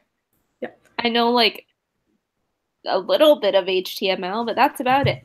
Yeah. I learned HTML so that I could make better MySpace backgrounds, and I just feel like that knowledge is no longer useful. Yeah, it's we're so past that. I remember doing things for my Neopets shops and things like that. Oh, yeah. Good times. Good times. Did you play Neopets? I did not. I wanted to, but my parents told me it was a waste of money. and to just not get involved in that part of the internet. I feel like they just didn't. I feel like we had one computer and multiple children, and they just knew that it was going to cause problems. That makes sense. Yeah. Yeah. I feel like a lot of my childhood was spent watching other people do things on the computer or do things on like playing video games or things because I wasn't very good at playing video games. And we would like have to take turns on the computer. So we would watch people play on the computer and then we would get our turn to like play that game or something. Yeah. And it was an interesting time, but it was fun, but it was also very, very boring now that I think about it. Yeah, that makes sense. I think the first time we weren't allowed to play video games growing up, but my brother-in-law gave us his old Game Boy Advance when he married into the family, and he gave us all of their old games, which was nice. Yeah. The problem with that was you could only save one game on Pokemon. Oh, no. So we would watch each other play, and we would just share the account. Oh, okay. So like each person would like move it forward in a different way. Yeah. Okay. Which was good. Yeah. But it did mean that like we were very invested in like trying to time it so that you got to do the gym battles and no one else did. And it never worked out. Oh no, it never worked out. Yeah, I remember watching my cousin play a lot of Sims, which was quite boring, which is also why I don't understand Let's Plays. I spent my entire childhood watching like my friends play video games and like not being able to do it. Like why would I spend my time watching that right now? I've been playing Fortnite lately, and because I wasn't allowed to play video games as a child, I'm really bad at it. Yeah. I can play until another player finds me and shoots me. Yeah. Yeah. Which what happened? Her mom is like anti-Muslim, and old tweets of her and Jackie O's like came out, also supporting that, so their show got canceled. Oh my god! Yeah. Wow. Okay, I'm Googling this real quick. I just heard anti-Muslim tweets and Jackie O, and I don't know how they're connected. So there's like an Instagram girl called Girl with No Job. They have like a show. And they got a TV deal that was just canceled because anti-Muslim tweets came out. Oh, well. Oh, wow. Her mom is an anti-Muslim activist. Okay. Wow. That's an activist thing? Activism is used in very different ways. Yeah. Yeah. Read that caption. What is Jackie? Oh, Jackie O Problems. They both do the show together. Oh, okay. I mean, I feel a little bit bad that it was canceled because her mom sucks. Yeah, but like her old tweets when she was like, so if you like go to her page and you put like, obviously need to address a lot of what happened today. But first and foremost, I just need to apologize. Some news was broke this morning about who my mom is, and then some really disgusting, vile, stupid tweets of mine, resurfaced. I need to just come right out and say how sorry I am. It's not cool. It's not funny. I was a dumb kid. I was 16. I thought I was being funny and cool on Twitter, and it's not. I'm not racist. I can't believe I even have to say that, but I'm so sorry to anyone who read those tweets and had a reaction and was upset, because you're totally entitled to that reaction. But it's so important for you guys to know that that's not who I am. And if you give me the opportunity to show you who I am and what I stand for, I would be so grateful. But I understand that these things take time, and what I did was not okay. And I'm so sorry. That's like not a bad apology. It's a really good apology. Yeah, that's a good apology. Really She was good like, I get that these things take time. That's not who I am. I was stupid. Like, good apology. It's easy to be racist before you know better, and I'd have to imagine with her mom being who she is, she didn't know better when she was 16. Yeah, that makes sense. And I think, like, when you're a kid, like, all you think about is, like, you believe what your parents believe. Yeah. You know, so, like, you're like, more likely. And back then, like, social media was one of those things where, like, you just said stupid things if you didn't think that was going to haunt you for, like, the rest of your life. You know? We didn't realize that the internet was forever. Right. And so, like, I, like, sympathize, but I don't. It's weird. 'Cause it's, like, she built her social following after she grew out of that. Right. But I don't think that she believed that when she grew her following. Yeah. But at the same time, like, if at some point you feel that way, do you continue to feel that way? Do you still, like, support your mother for feeling that way? Like, I don't know. Like, how, like, the whole thing then is, how do you feel about your mother being this way? Exactly. And it's like, are you gonna denounce your own mother? No. Mm-hmm. Should you tweet in support of her? Probably not. No. Yeah. Like, it's, like, such an awkward, because it's your mom. Mm-hmm. Like, how do you go, like, how do you say that you, it's a tough line to walk, and I sympathize with the fact that she has to walk that line. Go through it, but at the same time, like, don't be a public figure. Your mom is evil. Yeah, her next few steps are something that I'm very interested in seeing. Because an apology is a one thing, but it's easy to put out an apology and then not change or address the issue at all. But she literally put her own face on it. Like, the girl that she does the show with just posted, like, a screenshot. Mm-hmm. So what, like, all Jackie she posted was like this. There it is. Should I just read that out loud? Yeah. I want to express my utmost sincere apologies for the indefensible comments that I've said in the past. That is not a reflection of who I am as a person today, and I am truly sorry to everyone I've offended and let down. All I can do now is reflect and learn from this experience by showing everyone the good that is inside my heart. But I think the other girls was, like, way more, like, personal. Like, you can tell she had clearly been sobbing all day about it. You know what I mean? Yeah. Like, there's something to be said about that. It's far more sincere when you can see someone's face as they're making an apology, and it's very clear that they're torn up about it. Mm-hmm. Yeah. Versus just, like, posting a screenshot of your notes app. Fascinating. Fascinating. Yeah. I don't know what's gonna happen. Oh man, I feel like you could make a documentary on all of the different kinds of apologies we've seen in the last 5 months. Yeah. And how they varied. And, like, what makes a good apology, what doesn't make a good apology, and whether that changes based on the situation or not. Yeah. And how that reflects on your current actual views and your current career. Yeah. Because keep it or not. Like, every Because what I feel is, like, people have been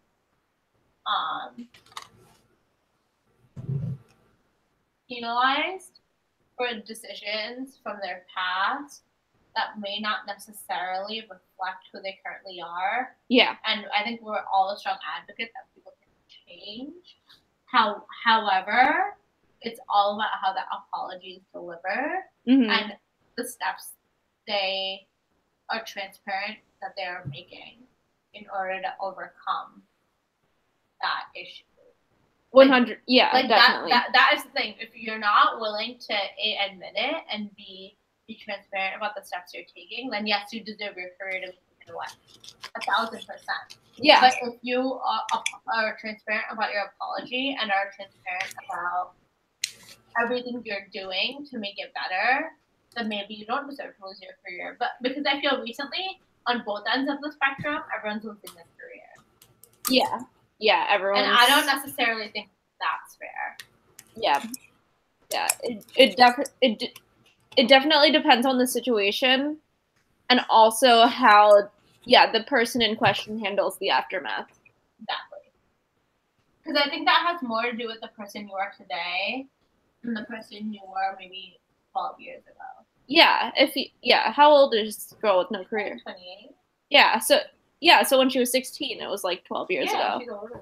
So yeah, it obviously, like, who you were when you were 16, when you're 28, like, Very different. You've gone through some evolutions, but you still have to own up to the person you used to be. Exactly. You can't hide from that. Yeah. At all. Yeah. You're stupid too. Yeah, if you try to, it's gonna come back to bite you, no matter what.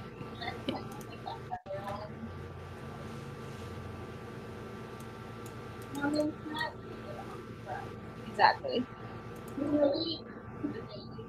Yep. Yeah. There is an interesting conversation happening in the chat right now. Oh, okay. Yeah, Matt is saying that it's kind of a harsh saying, but it's like everyone kind of starts off as an asshole in some way before we grow up and know better. Mm-hmm. But some people never put down those walls and change, and others do. Mm-hmm. And I'd like to think that we are people that do change when we find out that we're wrong. Yeah. Yeah. Yeah, definitely. Like, I definitely was far worse of a person when I was 16 than I am now. Yeah. And there's a certain level of like, you expect your ideas to change over like time and several years and being exposed to new information. I mean, when I was 14, I thought I was a Republican, and obviously I'm not, based on all of my views that I currently hold and share online. Mm-hmm. But like, there's also a certain level of people will say whatever they think is going to make other people like them the most, which is maybe what is happening with a certain narcissist in the White House, whatever. Yeah. It's hard to tell when someone's being genuine sometimes. Yeah. And like how much is it manufactured authenticity? But yeah. And then Rachel said it's hard because everyone is problematic in some way. Some people are just better at hiding it than others. For me, their status depends on how they act when they get caught, which I think definitely is something we were talking about. Yeah.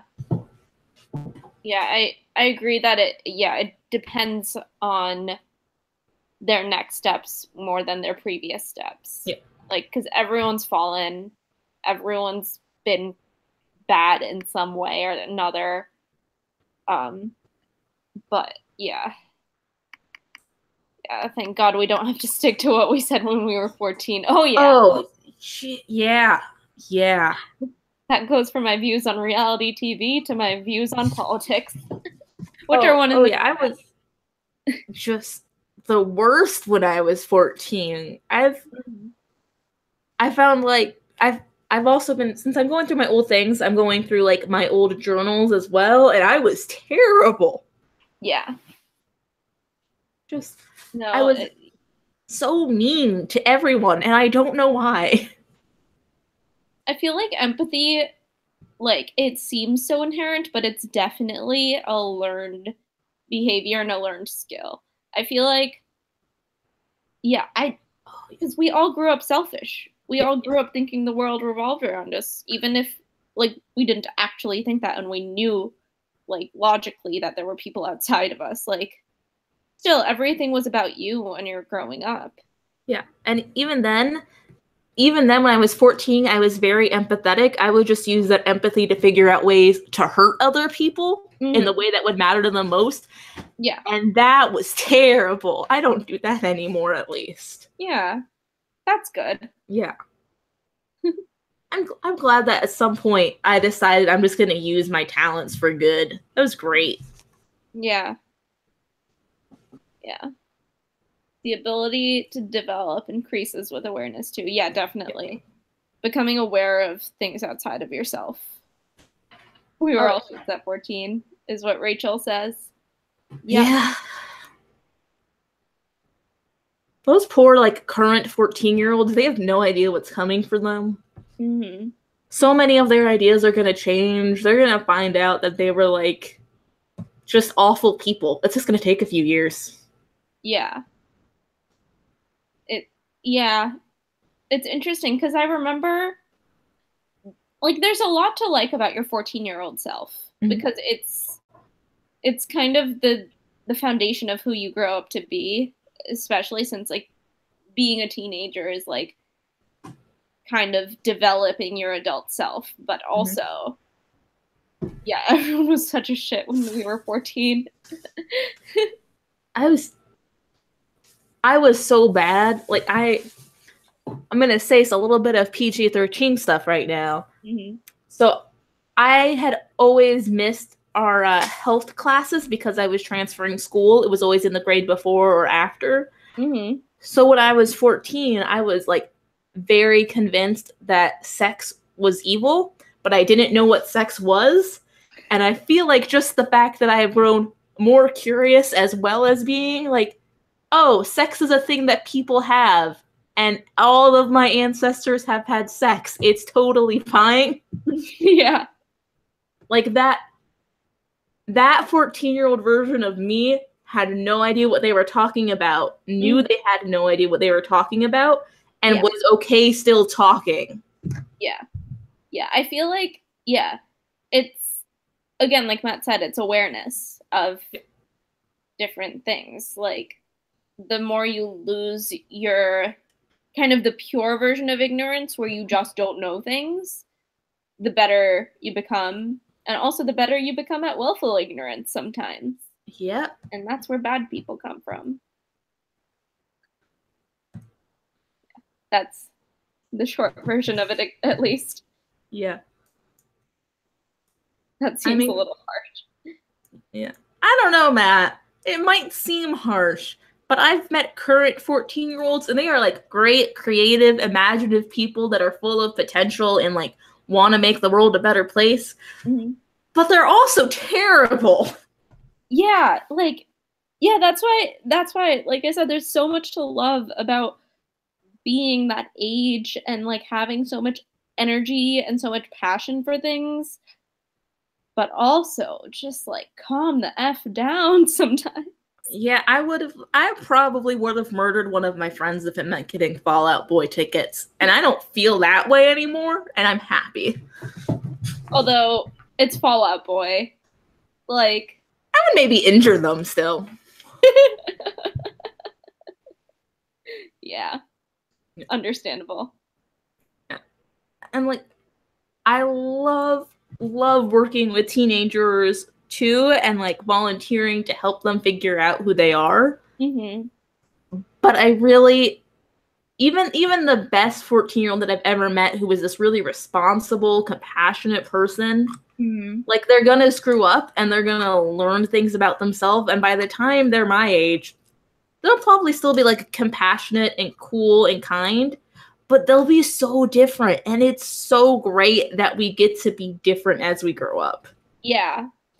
Yeah, it's really nice. I used to put a lot of stock in me not changing and me liking the same things and kind of being the same kind of person, because I put a lot of importance into my personality and just, like, the way I am.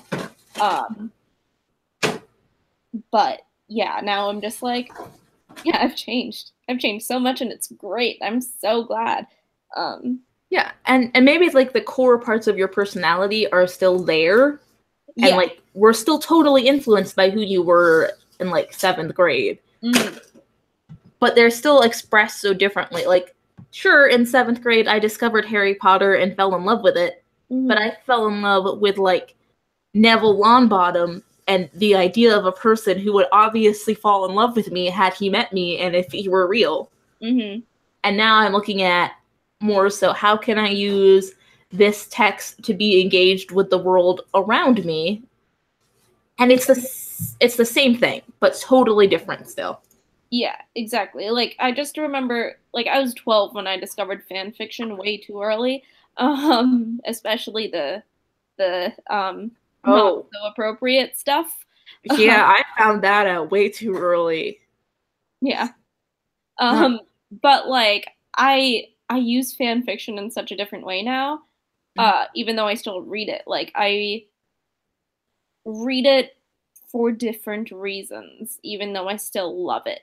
And like I actually used fan fiction in like a final project at one point, which was really cool, where I like did like where I like compared like how much of the source material did they actually use versus how much is original writing versus how much is just like in genre and in fandom like discourse being used and like tropes being used in the fic. So that was really fun. But like yeah, I'm just like looking at it in a different way even though I love it. Oh yeah. Like right now, like I'm writing something because I personally believe that Percy Weasley got a bad rap. And I like to believe that even if he made the wrong choice at the beginning, it was so dangerous for him to go back to his family before it was time. I want to I want to give him the benefit of the doubt and explore that character, and I was not that thoughtful when I was 13. Yeah. Yeah. And right now, like I used to be very into like I'm still very much like reading romance stuff on in like in fan fiction because that's just what I like. But I read very different romance stuff than I used to. It used to be like, oh, like this canon couple who like belongs together on the show also belongs together like in every universe and stuff. And now I'm just like, okay, so this character, this like totally random character will definitely meet this like totally unrelated character who's in the same story. And they'll fall in love and it'll be great. And this is why, and this is how. And it's just like exploring a different route. So. Yeah. That is great because I loved reading things that were like very, very canonical, but also made me think about like what kissing someone would be like. Exactly. Yeah. And that was it was cool, but it's not what I'm like interested in. Narratives. It was important at the time, but not anymore for us. Yeah. Yeah. Like they're still necessary in fandom, I think. But now I'm far more interested. Like I recently wrote a fanfic about like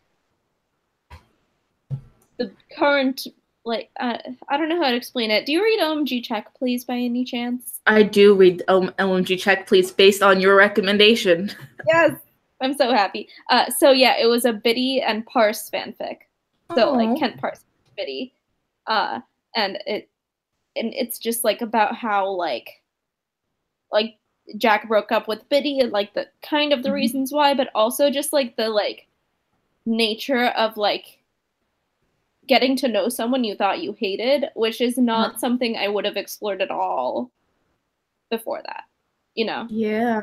Like before, like if I, like when I was a teenager, because if I hated someone, I hated someone when I was a teenager. Yeah. Like, no last. So, yeah. And like learning different things about a person that you saw as one dimensional before. So, yeah, that's been fun. And yeah, it's fun reading about that too. And also, they're just a great pairing. Everyone should read that pairing. It's so nice. I'll link you to a great fic. That's not mine, obviously, but okay. So, in the chat, Rachel says, "I suppose there is that the 13-year-old me found fanfic, and that has become a pillar of my personhood." Yeah, same. And I will also definitely send you my Percy Weasley character study, Rachel, when it's finished, because I think it's going to be really good. Yeah, please send it to me as well. Yep. Let's see. And Callie asked if we've heard about Rock and Riot. I have not. It's great. All the characters are awesome and LGBT plus in some ways. And they also said that it's set in the 1950s. Ooh. That's fun. I do love period pieces. Ooh, the art in this is so fun. Yep. Yeah, I'm already there. Rock and Riot. A 50s comic by Cherry Art. Fun.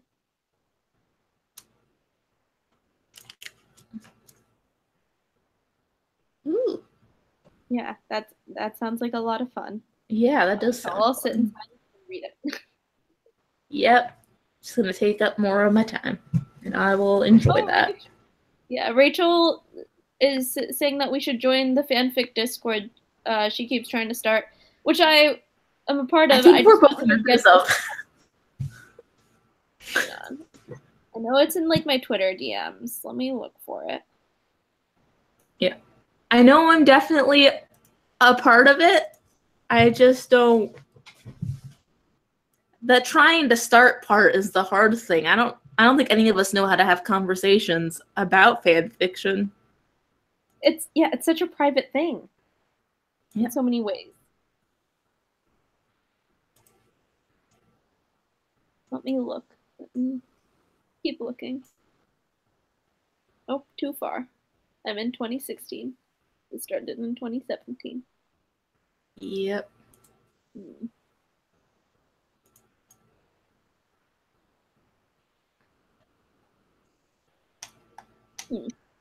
I don't know. Yeah, I think it was in like October of last year that it started. We got to figure out how to use this Discord to talk about fan fiction, because I love the idea and the premise of having a place to like share and discuss things. But I don't think any of us have any idea how to do it. Yeah, I do have a Tumblr called Fanfiction Guide that I use to recommend fanfics. That is kind of dead, kind of not. It's like trudging along slowly, like a really old car that's got a lot of miles on it and very little gas, but it's still going. So that's good. But yeah, I can link you guys to that because it's basically like my fan fiction favorites. It's basically like my AO3 bookmarks, but like across all of the different fan fiction platforms. So that's fun. Yeah. And like someone else set it up, and like made Fanfiction Guide, and I kind of took over it because they were like, I don't really want to run this anymore. Does someone else want to? I was like, sure. And then it basically became my bookmark grounds. Yep. So. Yep. Yeah, good times. Yeah, collaborating on Tumblr is weird in a lot of ways, because the people who start the project are rarely the people that like finish it or are still working on it today. Yeah. And I don't know how people do that. Yeah. Oh, I'm not allowed to put web addresses on the thing. In the comments. Well, I mean, that's good. Avoid spam. Yeah. But. Yeah. I will message it to you if you would like to see it. It's really like nicely coded and stuff. And I did none of that. I just keep updating. Let's see. Rachel does want you to send her the link to your fanfiction Tumblr. And she said it's hard for the Discord because it's part recreational and part discussion. Oh, wait, part recommendation. That's what rec stands for there. But everyone is shy. And Matt says it's a real vulnerable thing to discuss. Yeah. Which it's weird because like I give book recommendations so easily and so freely and openly because everyone knows I like to read books, but like it's just like I don't know. It's like another level. Yeah, fan fiction is great. It's a wonderful thing, and like even today, most like canonical literature was in some way Bible fan fiction. Yes. Which is also really great because it gives me an excellent point of discussion when people bash fan fiction. Oh, also, it's really fun because I never read the canonical text. I just read the fan fiction of it. You didn't even, you just read the fan fiction. Yeah. And I had to like somehow parse out all of the references to the canonical fic. Yeah. Which has been really fun throughout my schooling. Yeah. Also, that's the way I read Teen Wolf fan fiction. I never really watched the show. I watched the first couple episodes and then I was like, the fan fiction's better. I'm just gonna read the fic. So. I've definitely had feelings about that because I think that's like one of the great things about fan fiction, that it's a little bit off center. Like you have to seek it out to watch it. Nobody's like really shouting it out from the rooftops or giving recommendations because it's such this like beautifully personal thing that reflects on what they would like to happen in like canonical shows. Or even like not even what they would like to happen, just like a different way of looking at things. Or like, let's toss all of these favorite characters into a coffee shop and see what happens. Yeah. It offers like these beautiful insights into how people think about the characters and even the settings of things. And they just play with it in a totally new way. Yeah, that reminds me, I also have a Tumblr blog that's trudging along called Every Coffee Shop AU. About every coffee shop AU, because it's my favorite kind of AU. I mean, that's a pretty good one. I only post the good ones that I like, but they're a good time. Yeah. If you guys want to check out that Tumblr as well, I can link it to you guys. Yeah. There's also a trope within the coffee shop AU that's been fun, which is the hella gay trope. Because there's this meme about like this sign outside of a coffee shop that was like something about like being hella gay and like wanting your phone number. Mm-hmm.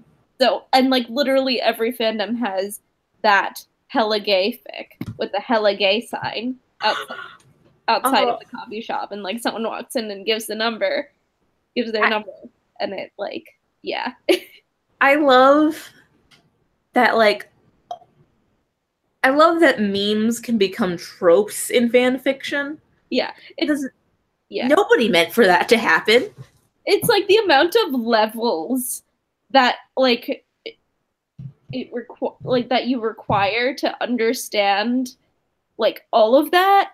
Like you have to know that meme. You have to know coffee shop AUs really well to like get why this is happening. You have to know the characters at least a little bit. You have to know like you just have to know so much to like reach the point of this specific coffee shop AU that you're reading, that it's so fun. So yeah, there's a tag on that Tumblr called the hella gay sign with a few fics about the hella gay sign. Oh, that's nice. Yeah. All right, I'm going back to the chat. Callie says that they used to write fanfic, but have leaned away from it due to feeling like you're too old for it. No one's too old for fic. No one's too old for fic. I mean, Tumblr is a younger crowd in terms of fanfic. I will say that, but AO3 top stuff most of the time. And then like I still go on to like fanfiction.net. And there's some good stuff still there. And it's so good because there's a trilogy that I have been following for years, and it's finally about to wrap up. Link. I will send it to you. It's this great, it's like an OC, like Sirius Black's daughter story. Fun. And they're just so fun. Yeah. But like that's an older crowd, because when fanfiction.net was cool, we were in like middle school. Mm-hmm. And most of the writers were in high school or college. So the person that's finishing up like this story is probably like mid to late 20s. Yeah. And their writing's gotten so much better. Yeah, there was a series I followed called Friends Forever, Maybe Not. That was a Marauders era fic. that took them through every single year of Hogwarts and then afterwards. So it was like Friends for Not Forever, maybe not year one, and so on and so forth. And there were like these like such well developed original characters and stuff. And I never finished it because like the maybe not like post Hogwarts one got way too long for me to follow, and like I was kind of done with it by then. But it was such a good series, and there were so many good characters, and it just sticks out in my memory so well. Yeah. Which is fun. But this was also pre like everyone shipping Sirius and Remus, so Sirius has a girlfriend in it. Like everyone's straight in it. But but it was still so good. Oh, I just looked it up. It looks like they never finished it. Oh, did they not? It was it's not an ending, and it was last updated in 2014. That's too bad. Yeah. I mean, it happens, but it's a little bit sad. But also, like, you can still read the 7 years and be done with it. Mm-hmm. And that's kind of nice to know that there is a sequel, but maybe, they die, so. Wait, where are you looking? Oh, no, just canonically. Oh, yeah. The characters will die. Yeah. It's really hard to write a Marauders fan fiction and not have it end in somebody's death. Unless it's an AU. Oh, those AUs where everybody lives. I mean, they really make me feel good. The X-Files fandom is, yes. You've got to stop. It's great. Can you link the Discord again, Rachel? Time to stop. Okay. I cannot find it. Hi, Victor. In the next 30 seconds. Okay. Okay, I think I have to go because it's a little bit after 11. It is. So thank you so much for joining me, everyone. Please, subscribe, support me on Patreon, check out Norali's channel, which is linked down in the Chamber of Secrets. Mm-hmm. And thank you for talking to us about politics, fan fiction, education, lots of different things. Nostalgia, books. Man, we've talked about a lot. Yeah. Enjoy captioning this. Oh. Yeah.